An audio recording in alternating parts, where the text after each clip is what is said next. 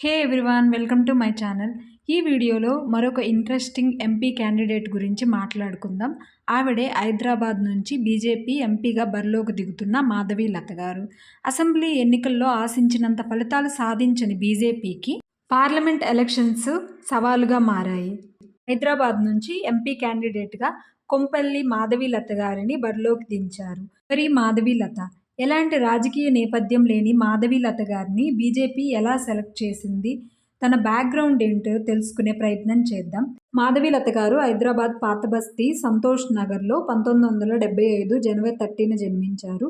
నిజాం కాలేజీలో బ్యాచిలర్ డిగ్రీని, ఉస్మానియా యూనివర్సిటీలో పొలిటికల్ సైన్స్లో పోస్ట్ గ్రాడ్యుయేషన్ని కంప్లీట్ చేశారు. చదువుకునే రోజుల్లో ఈవిడ ఎన్సీసీ క్యాండిడేట్, అలాగే ఆర్ఎస్ఎస్ ఫాలోవర్.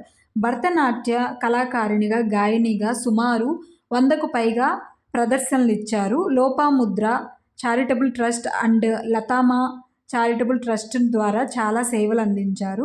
కరోనా టైంలో అందరికీ సేవలు అందించి అందరికీ చేరువయ్యారు. తన పిల్లల్ని స్కూల్కి పంపించకుండా ఇంట్లోనే హోమ్ స్కూలింగ్ చేయించిన మాధవి లత ఒక్కసారిగా మీడియాలో, సోషల్ మీడియాలో అంతా ఆవిడ గురించి మాట్లాడుకునేలాగా చేసింది. తెలుగు, హిందీ, ఇంగ్లీష్లో అనర్గళంగా ప్రసంగాలిచ్చి అందరి మనసుని ఆకట్టుకున్నారు. హైదరాబాద్లోనే ప్రముఖ హాస్పిటల్స్లో ఒకటైన విరించి హాస్పిటల్ చైర్పర్సన్గా, సక్సెస్ఫుల్ ఎంటర్ప్రీనర్గా ఉన్నారు.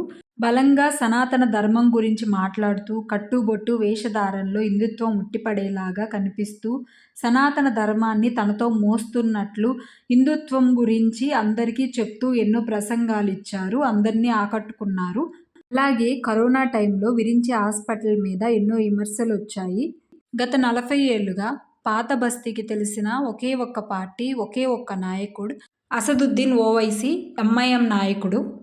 అనర్గళంగా అన్ని భాషల్లో మాట్లాడుతూ ఓవైసీని గట్టిగా విమర్శిస్తూ ముందుకెళ్తున్న మాధవి లత ఇండియా టీవీలో ఆప్కి అదాలత్ ఇంటర్వ్యూ ద్వారా మోడీ గారి నుంచి ప్రశంసలు పొందారు. ఆయనే స్వయంగా ఎక్స్లో ప్రశంసిస్తూ పోస్ట్ చేశారు.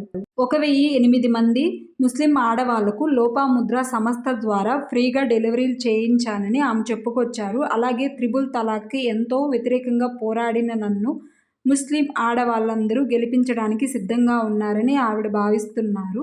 భాగ్యనగరంలో ఎంపీగా గెలిచి రాముడికి బహుమతి ఇస్తానంటూ ఎంతో కాన్ఫిడెంట్గా చెప్తున్న మాధవి లత గారికి ఆల్ ది బెస్ట్ చెప్తూ, ఈ వీడియో మీకు ఎలా అనిపించిందో మీ ఫీడ్బ్యాక్ని కామెంట్ రూపంలో తెలియచేయండి. వీడియో నచ్చింది అనిపిస్తే ఛానల్ని లైక్ చేయండి, షేర్ చేయండి మరియు సబ్స్క్రైబ్ చేయండి.